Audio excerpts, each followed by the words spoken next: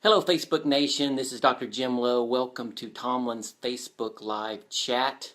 Again, my name is Dr. Jim Lowe. I'm the Technical Services Veterinarian.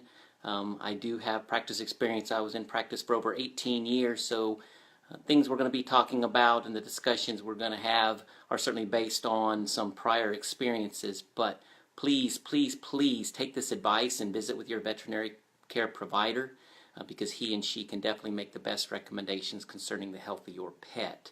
We're going to be focusing today on risks around the holiday season as relates to our pets. Certainly this is my favorite time of year. Certainly family and food and football are all good things. The holidays is always a favorite time of year for me and for many people, and I think we're quick to not take into account that this season, while it can be stressful for us, certainly on one level, it can be exceedingly stressful for our companion animals. So really want to focus on that. Think about a few things that you may or may not have thought about, and see if we can't give you some advice.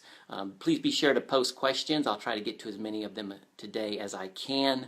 We already have quite a few, but certainly in posting a question during this chat will qualify you for a drawing to win some free product, and free is always a good thing. So we'll get started here. I think the first question actually focuses on hosting the family for the holidays. Lots of new people in the house, and the family's cat does not really like lots of people, doesn't like a lot of hustle and bustle around, and wanted to know some measures they might be able to take to make that cat more comfortable. And certainly first and foremost, I think to provide an opportunity, maybe a back room where the animal will be undisturbed would be a great idea. This will minimize access from other individuals and certainly give that cat a sense of peace. I would certainly also recommend potentially a calming supplement. Starting a calming supplement 2 or 3 days before the family shows is always a good idea, as it's just going to help them relieve some of that anxiety, be a little bit more comfortable. Certainly Tomlyn offers the Relax and Calm Chews. These are chews with L-tryptophan, some chamomile and ginger in them. Certainly maybe mild sedation, but is really going to relax that cat. And again, in a treat form, very easy to administer. So I think isolation if possible, and certainly adding in a supplement of some sort that might calm that animal further are always good ideas. And we'll talk about this some more here in a bit, don't ever think that considering boarding your animal for a short period of time is somehow mean or callous. It can sometimes be the best opportunity in the world for some of these animals because, again, the bright lights, the hustle and bustle, the excited kids, the ins and outs can sometimes just be overwhelming for animals. And in minimizing that stress by placing them in a nice boarding facility is sometimes easier on the family as well as the animal as well. Our second question talks about Thanksgiving leftovers, and they really feel bad about not giving some of those scraps to their animals, and they wanted to know if that could be a problem should they choose or cave into giving some of those scraps. And again, I have to be the bad veterinarian here and really stress to you there are really no indications to be giving table scraps to our animals. For me personally, it certainly promotes an animal that wants to try to beg a little bit more, and that's not always the best habit to develop, as my wife can tell you. And certainly these animals then are more prone to maybe cycle around through the kitchen looking for things that are falling off the counters, etc. That puts them into an area of high activity where there are certainly other risks in the kitchen, stepping over them, potentially tripping, hot stuff. Best to keep them out of there. But purely on a health level, the spices, the fats, the greases are just not good for our pets, and they're unable to handle many of these and can potentially set up things like pancreatitis, as I think we've talked about before, where the organ that's responsible for trying to digest some of these greases and fats can be extremely inflamed, and it is a life-threatening situation. These animals are horribly ill and can be hospitalized for extended periods of time. So again, it's not being mean or a bad parent to not allow animals access to these treats. You can certainly do some things as far as maybe an extra pet treat, one that your veterinarian recommends, one that we know is going to be healthy for them, absolutely, and you can talk to your veterinarian about that. but a animal approved treat can be something you can potentially consider around the holidays if you just have to give something. I also want to stress many times, especially if you're having lots of people around, that you need to stress to them that your animal does not get treats. They're trying to make friends with your pet. They're trying to be the good guy in the house because mean mom and dad won't let them have anything.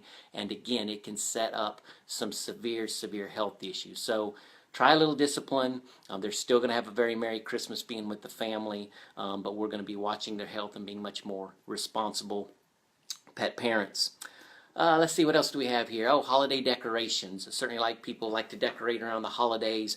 They bring out lots of new things, both for Thanksgiving and Christmas, lights and tinsel and candles, treats, etc. And what are some of those risks for our animals? From personal experience, I can tell you the treats are one thing. We all like to have little candies out for passers-by, people that come by to see us, and we place those inadvertently on coffee tables or where animals can have access. Not only, again, as we've probably discussed, the chocolates and things can be very very poisonous to animals, but even the wrapping around them, the aluminum foils, the papers can cause GI upset, vomiting, diarrhea, and certainly not something we want that we want to deal with. Other thing, and I can, from personal experience, animals that are prone to chewing on things anyway. I performed surgery on an animal that had eaten most of a scarecrow that was a patio decoration for these folks. This animal had a propensity to want to eat anything and everything, and that was just another target on the list. And obviously, very invasive, very serious surgery, very expensive surgery, that put the animal's life at risk. But again, we have to acknowledge that these animals are going to see these new holiday decorations as new. If they like to chew, if they like to play with things like that, then there also always is the potential they may ingest some of these fabrics and things and can really set up some problems. So we have to think, much as we would think about with an infant in the house, where we're placing these objects. Does the animal have access? Do we need to prevent this animal from having access? That we need to consider. So think about that, because again, just simple ingestion of tinsels and bows and access to burning candles, all these things that we sometimes just don't think about, can certainly put us in a predicament in regards to the health of our pets. The next question talks about traveling, and certainly there's lots of folks that will be traveling this time of year, and steps they can take should they choose to travel with their pets. And anytime we're talking about pets in cars, we want to make sure that they are secure, that they're either in an approved harness for animals, or they're in their crate that has been secured appropriately. That's going to provide them the most protection, and in many instances going to provide them the most security or feeling of well-being. We can put their favorite toys, their favorite blankets in there. They'll have a sense of comfort, a sense of security. We can always add something like the Relax and Calm treat that we talked about to provide some mild sedation and certainly a large degree of relief from anxiety to make that trip that much more comfortable. The added benefit in the Relax and Calm chews of having the ginger in there is that it's going to coat the stomach, so we're much less likely to experience some of the nausea that we see with car sickness in some of these pets. If these animals are not used to traveling, then certainly the more little road trips to the bank and errands, running to the grocery store, etc., that we can do prior to getting them used to the car, used to the smells in the car and the motion of the vehicle, is going to much more likely to set up a positive experience for them should they choose to take them on the road trip. Again, there's always the alternative of some of these boarding facilities. Many times these animals, if they have anxiety to traveling in cars, then the best thing we can do is remove that anxiety from their lives and certainly give them a few days at the spa while we're off enjoying the holidays with our family. Certainly always keep in mind too that GI health, whether it's from potential exposure to these candies, if it's from the stress from the family at the house, if it's the stress of boarding, can certainly disrupt the GI tract, can cause GI imbalances, can cause loosening of the stools. So certainly consider this time of year a pre and probiotic. Remember, pre and probiotics are going to inoculate that gut with healthy gut organisms. They're going to stabilize the environment in that gut, and while we're going through all this stress, is going to really bolster that immune system. The pre and probiotics by Tomlyn come in individual packets. It's important to remember that these organisms are live in nature. They have to be cared for very well. They can't get overheated, they can't get wet, or they begin to expire. So with individual packets, we open them daily, can administer to the food. That can be easily be done by you or the caregiver for your pet. Again, to keep that GI tract healthy, to boost the immune system to the best of our abilities, and try to alleviate some of the GI symptoms we often see over the holiday season. Coming to the next question. Allow me to get down to it right here. About a new puppy, and worried about that he's going to drink the water under the Christmas tree and the Christmas tree holder. Certainly this time of year, and as we approach Christmas, puppies, kittens seem to be very popular pets, and with that they're going to be inquisitive, they're going to be exploring, and much as we talked about trying to avoid these animals having access to the treats and to the candles and to the new decorations that are out, we need to avoid any exposure to the pine needles and or the water that's being used to water the tree. So certainly any kind of tree skirt we can put there is certainly going to be appropriate, because again, while the water itself may seem clean, there may be contaminants from the trunk of the tree, other things that may be in there, and we certainly don't want an upset stomach in our puppies or our animals around the holiday season that we're trying to manage. Along those same lines, talking about cats and Christmas trees, and if there's certain ornaments that should be avoided. Again, speaking from experience and living in a household with 4 cats, there are concerns there. I know we always have to manage the level where we hang many of the baubles and ornaments. If we have them too low, they're suspended, and that's a perfect toy for cats, and they'll beat them around and play with them around as only cats can, and they can fall off, they can break, and with breaking of glass ornaments, then we have potential exposure to glass, not only in their pads, but ingestion and in their fur. Certainly tinsel as well. Tinsel, if ingested, is similar to a string, and with a string, that can actually get clogged up in their GI tract and cause foreign bodies or obstructions. And with obstructions, then we're dealing with a surgical emergency. So certainly things like tinsel and baubles and the placement of them is very important, and we want to try to keep those as high up on the tree as possible. That being said, please always secure your tree to a wall or a solid object.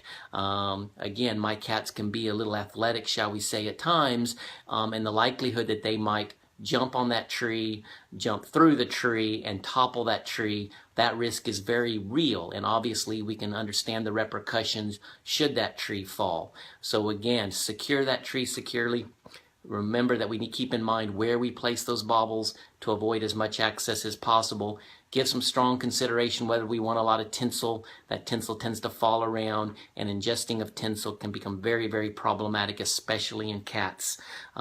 And so lots of things to think about. And again, it's really putting yourself again in the perspective of the animal versus ourselves, and making sure what could happen potentially, especially when these animals are not supervised.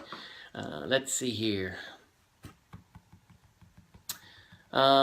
Again, dealing with decorations and plants for the holidays, the hollies, the mistletoes, the poinsettias, various reports, various opinions on the toxicity of these plants, but they certainly can and will potentially cause illness in your animals.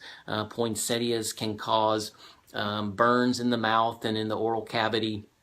The mistletoe and holly, if ingested, can certainly cause GI upset. So we have to avoid these animals being exposed to these. So these need to be placed where there is no possibility of exposure, or we need to avoid them altogether for sure, because again, it will happen every time at these times of year, accidental ingestions. I think perhaps even a bigger risk is, as we discussed earlier, is access to sweets, especially, say, for instance, sweets that are flavored with xylitol. Xylitol is a sugar replacement used in many candies and gums now for people. In animals, it can It can cause deadly hypoglycemia or low blood sugar, and can be an emergency if not, and can cause severe illness if not death. So I think the exposure to foods, the exposure to treats, as well as plants are all things we have to consider. And again, it's similar to those of you that may have had an infant in the house. You had to completely reevaluate where you place things, what level, and then you may have to do that. You may have to get down on the level of the animal and look around and see, because again, they're going to be inquisitive, they're going to be looking around, and again, reeds drop leaves, trees drop leaves, tinsel falls on the ground, treats get spilled. So again, we just have to be very, very cognizant of this, and as responsible pet parents, we certainly owe this to our animal. We're having some questions posted. Greatly appreciate that. Let me scroll down and take a look at these. One's asking about the best dental treat for keeping your cat's teeth healthy. There are any number of those out there in various shapes and forms. There are those more for routine maintenance of your teeth, of the cat's teeth, and there are those that may have potentially an antiseptic to it, should we have some mild tartar or scale. It's really more visiting with your veterinarian and asking about which one is appropriate given the current state of the teeth on your cat, and then the formulation that's most appropriate as well. But certainly something that, given a healthy set of teeth and gums, can certainly maintain good breath and good health overall in the mouth of that cat. Let's see here. Here's one. Really asking more about human foods and which ones are safe human foods to give animals. And again, I'm going to take the safe side and say really none of them are. That's kind of a blanket statement, but as I'm not able or have the pleasure to look at each and every one of your animals, certainly visit with your veterinarian. If we are insistent on providing something that we share with them as far as food, that veterinarian can give you those best recommendations, because even what might be potentially in the eyes of one veterinarian be safe for an animal, given the health status of your animal, that still may not be appropriate. So that's really, really, really, really important. I'm going to say, as I try to do in my house, no human foods for the pets. There's certainly opportunities for us to give them lots of high quality treats that we can give them that are appropriate, that are healthy for them, and I'm always going to say go that route. So again, we're not doing our animals a disservice by keeping them off the holiday food table. We're not doing them a disservice by keeping them access from the trees and the mistletoe, and we're certainly not doing a disservice to them should we choose that the best environment for our animals to be during the hustle and bustle of the holidays is at a boarding facility, because again, it alleviates our anxiety that our animals might get into trouble, and it just perhaps removes a huge stressor from the animals. We would love for them to be as part of our family. We would love for them to share in the holiday spirit, but for some animals that's just not appropriate. And again, as responsible pet parents, we want to place them in the most positive environment we can. So put yourself in the perspective of the animal. Take a good look around your house as you're decorating for the holidays. I know my family and I are going to be soon to be doing it. Again, this is my favorite time of year. And again, really appreciate everybody that posted some questions. We're about out of time today. Again, make sure you like us on Facebook. If you have any questions, we try to be highly responsive to that Facebook page. We'll do the best we can to get back to you at any point. Again, thank you so much for everything. We'll be chatting soon. If we don't talk before then, best of the holidays and best wishes for you and yours. Thank you so much.